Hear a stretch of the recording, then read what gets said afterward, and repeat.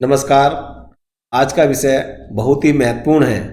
आज का विषय है लीव रूल। यह सभी कर्मचारियों के लिए बहुत ही महत्वपूर्ण है। सभी कर्मचारियों को लीव रूल के बारे में जानना चाहिए। लीव रूल के बारे में मैंने काफ़ी विस्तार से चर्चा की है, लेकिन अगर और डिटेल में पढ़ना हो तो यह IREC वॉल्यूम 1 के पैरा 501 से पैरा 557 में दर्शाया गया है। आइए चलते हैं कि कौन कौन सी लीव रेलवे में दी जाती हैं। मैंने हर लीव के आगे IREC का पैरा दर्शाया हुआ है। तो सबसे पहले है LAP, लीव ऑन एवरेज पे, फिर है LHAP, leave on half average pay, committed leave, leave not due, extraordinary leave, maternity leave, paternity leave, child adoption leave, child care leave, special disability leave, इसको हटा दिया गया है। अब इसकी जगह नाम बदलकर work related illness and injury leave रखा गया है। यह RB नंबर 64/2019 से चेंज हुआ है। हॉस्पिटल लीव ये हटा दिया गया है। Study leave, joining leave, CL casual leave, special casual leave. आगे डिटेल में चर्चा करने से पहले मैं कुछ इंपॉर्टेंट चीज लीव के बारे में बताना चाहता हूं कि लीव कोई राइट नहीं है कि राइट की तरह से इसको क्लेम किया जाए। यह सैंक्शन करने वाली अथॉरिटी के ऊपर है कि लीव सैंक्शन करे या ना करे। दूसरे यह है कि छुट्टी अगर ले ली है तो उसको रिड्यूस भी किया जा सकता है या उसको आगे बढ़ाया भी जा सकता है, लेकिन उसके लिए रिटन रिक्वेस्ट कर्मचारी को देनी होती है। तीसरी यह है कि किसी भी लीव को दूसरी लीव में कन्वर्ट किया जा सकता है, जिसके लिए समय सीमा 30 दिन की है और कर्मचारी के रिटन रिक्वेस्ट पर एक छुट्टी को दूसरी छुट्टी में बदला जा सकता है। आइए एक एक लीव के बारे में हम डिटेल में जानने का प्रयास करते हैं। सबसे पहले है LAP, लीव ऑन एवरेज पे। यह अवकाश कर्मचारी के छुट्टी खाते में पूरे वर्ष में 30 दिन की दर से जुड़ता है। 1 जनवरी को 15 दिन और 1 जुलाई को 15 दिन, 2 इंस्टॉलमेंट में कर्मचारी के छुट्टी खाते में यह जोड़ा जाता है। इस अवकाश के यानी कि LAP के जमा होने की जो अधिकतम सीमा है वो 300 दिन है। पहले 240 दिन थी, अब वह एक साथ 97 से बढ़ाकर 300 दिन कर दी गई है। अगर कोई कर्मचारी मिड ईयर में या बीच में आके ज्वाइन करता है तब प्रत्येक महीने के बदले में 2.5 दिन की दर से कर्मचारी के छुट्टी खाते में यह छुट्टी जोड़ी जाती है। LAP एक बार में 180 दिन की सैंक्शन की जा सकती है। अगर कोई कर्मचारी EOL पे है यानी कि एक्स्ट्रा ऑर्डिनरी लीव पर है या अब्सेंट है, तब ऐसी स्थिति में उसके छुट्टी खाते से 1/10 के हिसाब से छुट्टियां कम कर दी जाती हैं। जो आगे भविष्य में वो क्रेडिट करता उसमें से छुट्टियां ये घटा दी जाती हैं और जिसकी जो अधिकतम सीमा है 15 दिन तक घटाई जा सकती हैं। ये जो छुट्टी LAP अर्न होती है, ये अगर कोई कर्मचारी ड्यूटी करता है और ड्यूटी करने के बदले में जो उसको सैलरी मिल रही है उसके बदले में ये छुट्टी अर्न होती हैं। अगर कोई ड्यूटी करेगा ही नहीं, ना सैलरी मिलेगी, तो फिर उसकी ऐसी स्थिति में उसकी ये छुट्टियां अर्न नहीं होंगी। तो उसी की वजह से ये प्रोविजन है कि उनके खाते से 1/10 के हिसाब से छुट्टियां घटाया जाने का प्रोविजन है। अगर कोई कर्मचारी BRS ले, रिटायर हो जाए या रिजाइन कर दे, तब ऐसी स्थिति में उसको पर मंथ के हिसाब से 2.5 दिन की छुट्टियों का ही वेटेज मिलता है। अगर ये छुट्टियां कैरी फॉरवर्ड होते हुए चली जाती हैं, जितनी कर्मचारी के खाते में जुड़ती है 6 महीने में, उसके आगे 6 महीने में एडवांस के रूप में पिछली जो छुट्टियां कैरी फॉरवर्ड होके आगे क्रेडिट होती रहती हैं। कर्मचारी की जो सीलिंग लिमिट है जुड़ने की वो 300 दिन है। 300 दिन अपने खाते में कर्मचारी के खाते में 300 दिन की छुट्टियां जुड़ सकती हैं। तो एक स्थिति आती है कि 300 + 15 इस तरह से करके लीव अकाउंट मेंटेन किया जाता है। तो लास्ट में 285 या उससे अधिक अगर छुट्टियां हो जाती हैं तो रिमेनिंग जो छुट्टियां हैं 300 दिन से आगे की वो प्लस में जाती रहती हैं 15 दिन तक। और कर्मचारी कोई छुट्टी अगर लेता है तो जो बैलेंस छुट्टी है उसकी उसी में से एडजस्ट होती रहती है।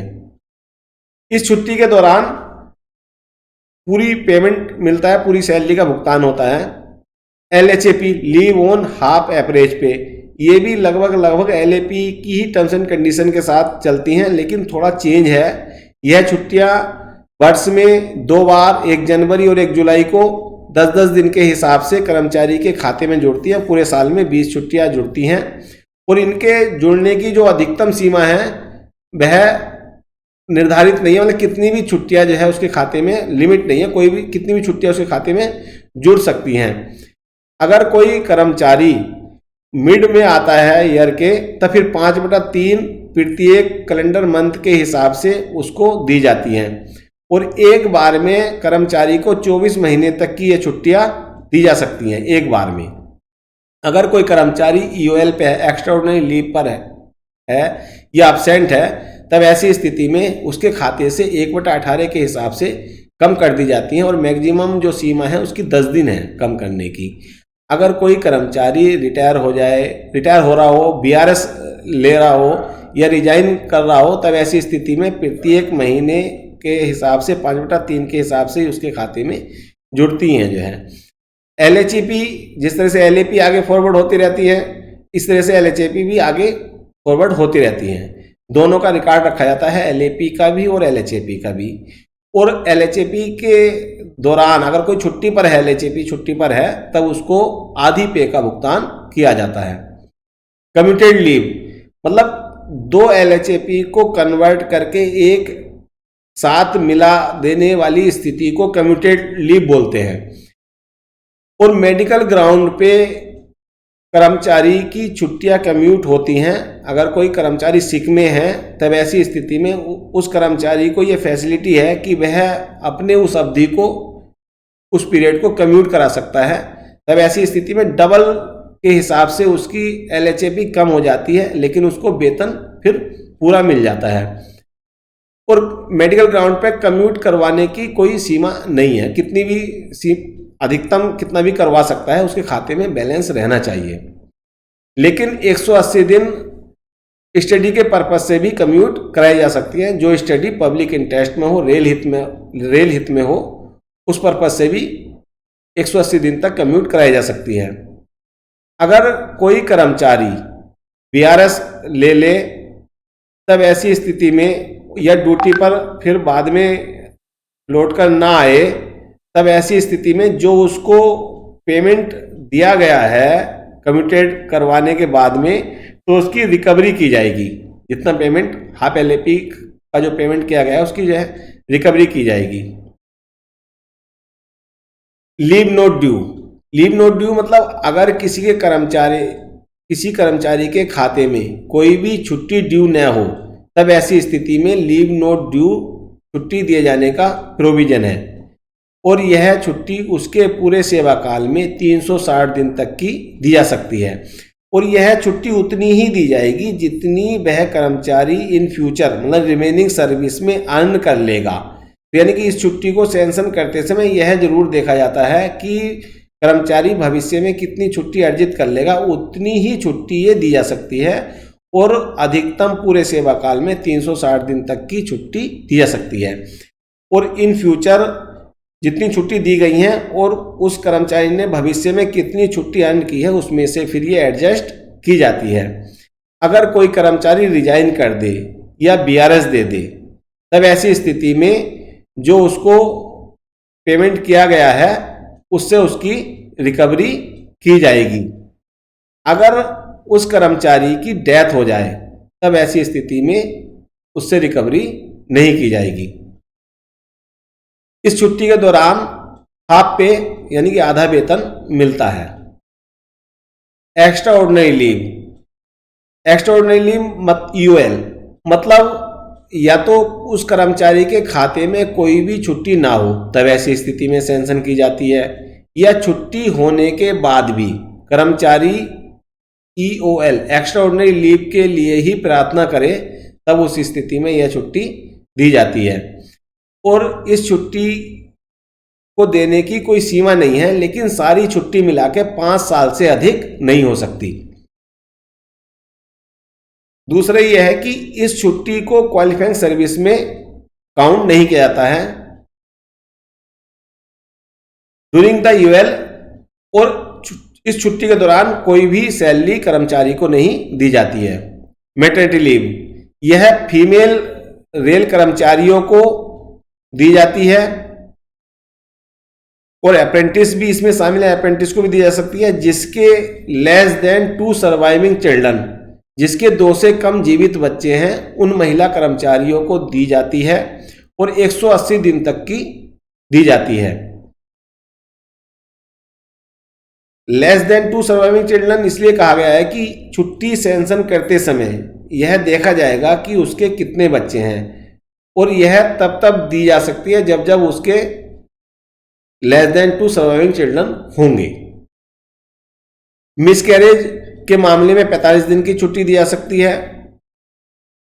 मैटरनिटी लीव में भी अवेल्ड विद अदर लीव, मतलब अन्य छुट्टी के साथ भी यह छुट्टी दी जा सकती है और यह छुट्टी किसी छुट्टी खाते से डेबिट नहीं होती है।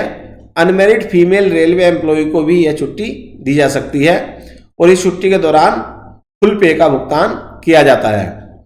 पैटर्निटी लीव, यह उन पुरुष कर्मचारी को दी जाती है उनकी पत्नी को बच्चा होने के दौरान यह छुट्टी दी जाती है और यह छुट्टी 15 दिन की दी जाती है।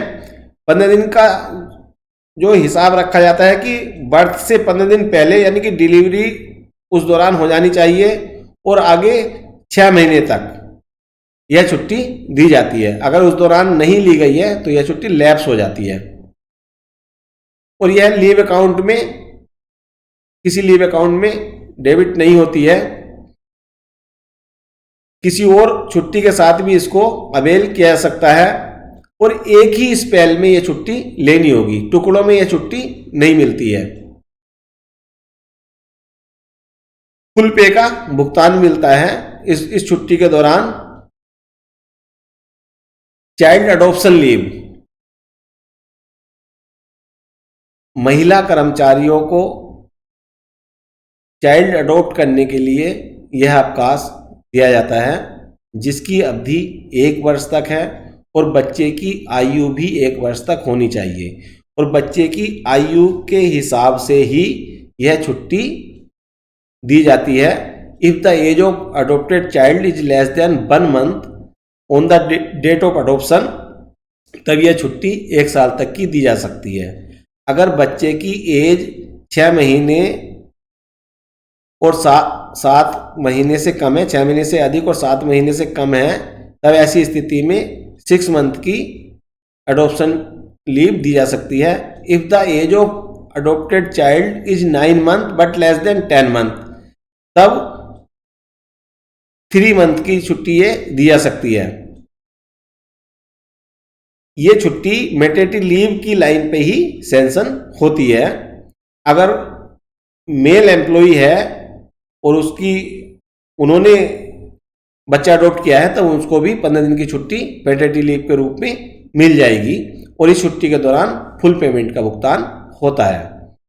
चाइल्ड केयर लीव, आरबी मैंने आगे दर्शाए हुए हैं।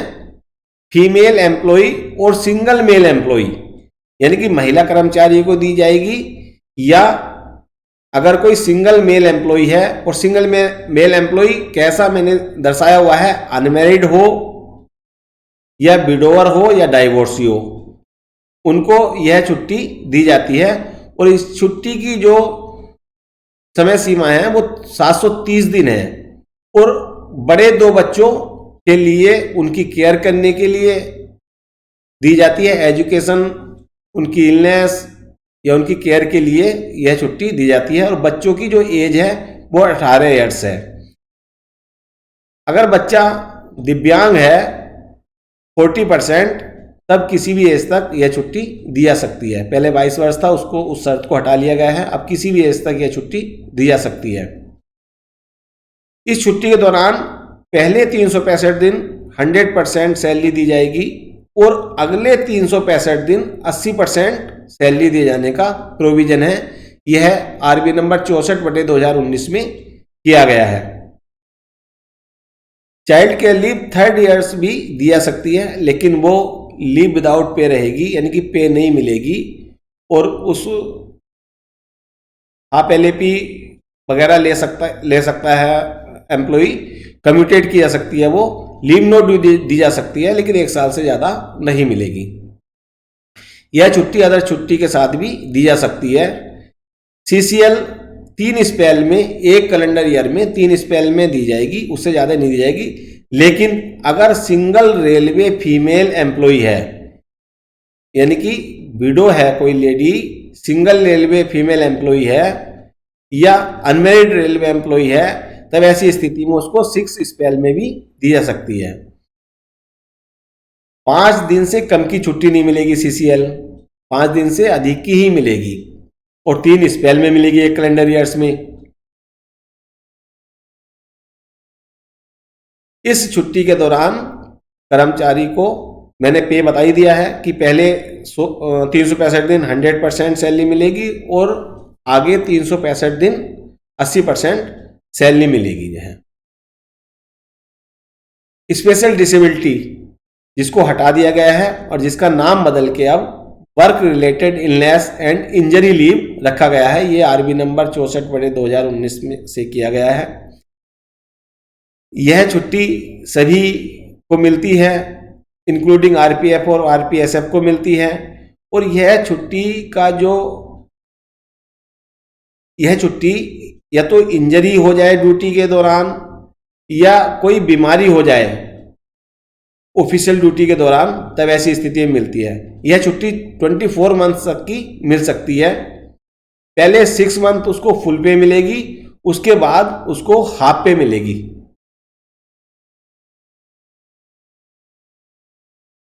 उसका जो हाफ पे है आगे 6 मंथ का, वो कम्यूटेड हो सकता है। जो कर्मचारी WCA के अंतर्गत आते हैं और उनको WCA के अंतर्गत जो भुगतान होता है, उसमें से इस अमाउंट को जो उसको इस लीव के दौरान मिला है, उसमें से उसको घटा लिया जाता है।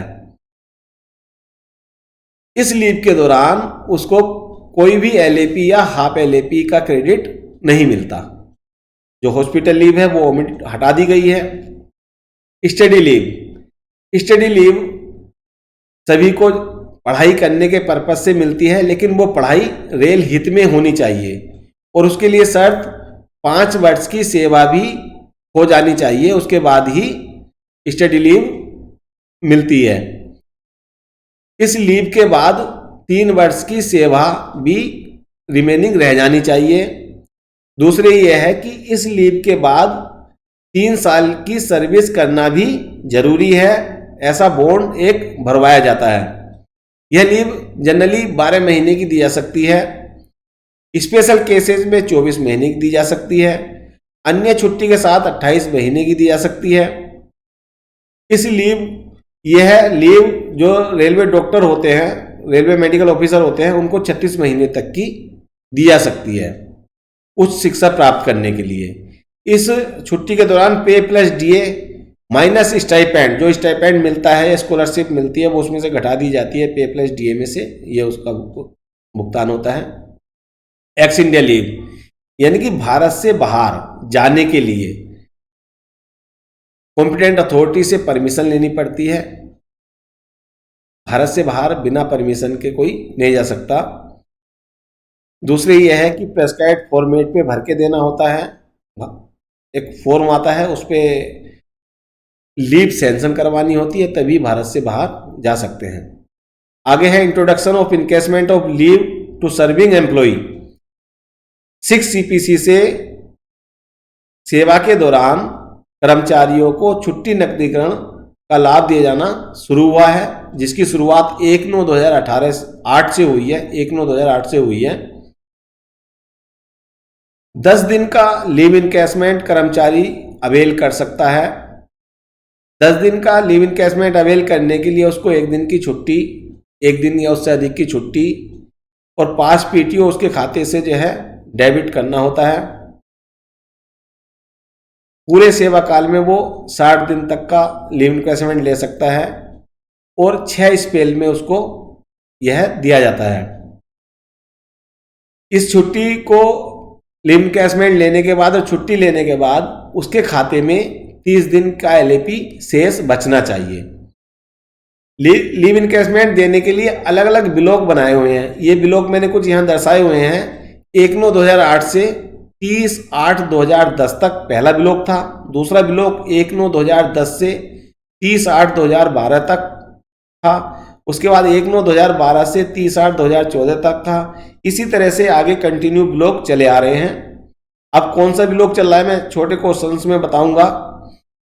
और एक ब्लॉक में एक ही बार लीव इनकैशमेंट लिया जा सकता है। अगर किसी कर्मचारी ने 1/9/2012 से 30/8/2014 तक यानी कि 7वें महीने 2014 में लीव इनकैशमेंट लिया है तो वो अगला लीव इनकैशमेंट 10वें महीने 2014 में भी ले सकता है। ज्वाइनिंग लीव या ज्वाइनिंग टाइम, जब कभी किसी कर्मचारी का ट्रांसफर प्रशासनिक आधार पर हो जाए एक जगह से दूसरी जगह पर, तब ऐसी स्थिति में उस कर्मचारी को ज्वाइनिंग लीव अवेल करने की सुविधा होती है और यह दूरी के हिसाब से है। यह मैंने दूरी दर्शाई हुई है। 1000 किलोमीटर या कम पे 10 दिन का मिलता है।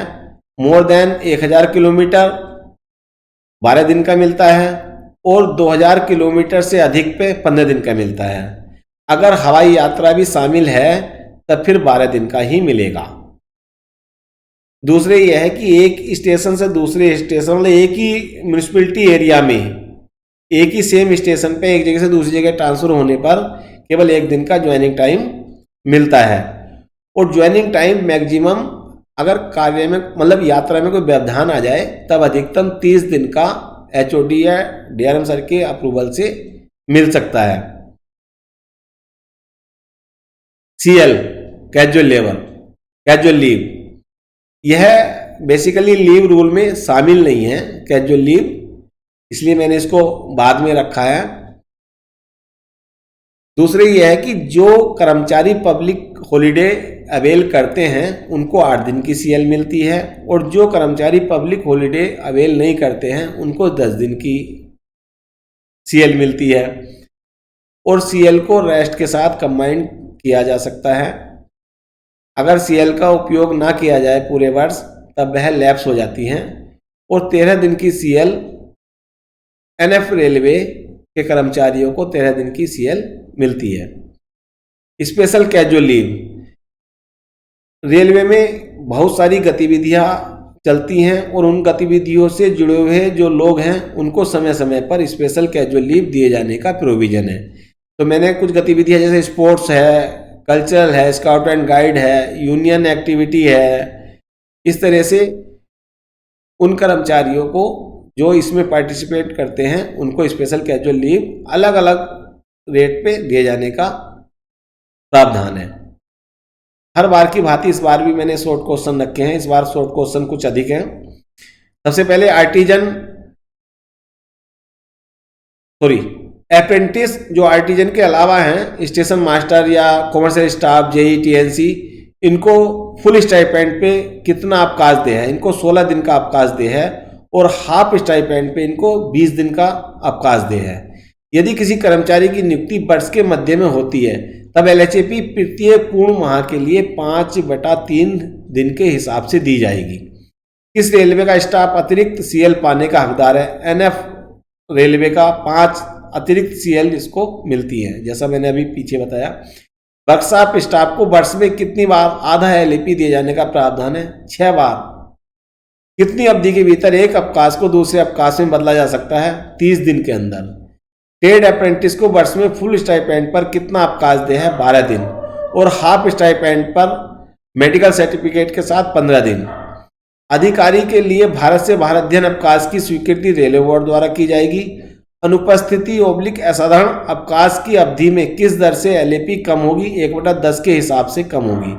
अधिकारी के लिए भारत में अध्ययन अवकाश की स्वीकृति महाप्रबंधक द्वारा की जाएगी। कर्मचारी के लिए भारत में अध्ययन अवकाश की स्वीकृति मंडल प्रबंधक या HOD द्वारा की जाएगी। अध्ययन के लिए कितनी LHAP कम्यूट हो सकती है पूरे सेवा काल में? 180 दिन तक। क्या रिन्यूअल डिसमिसल के केस में छुट्टियों का भुगतान होगा? नहीं होगा।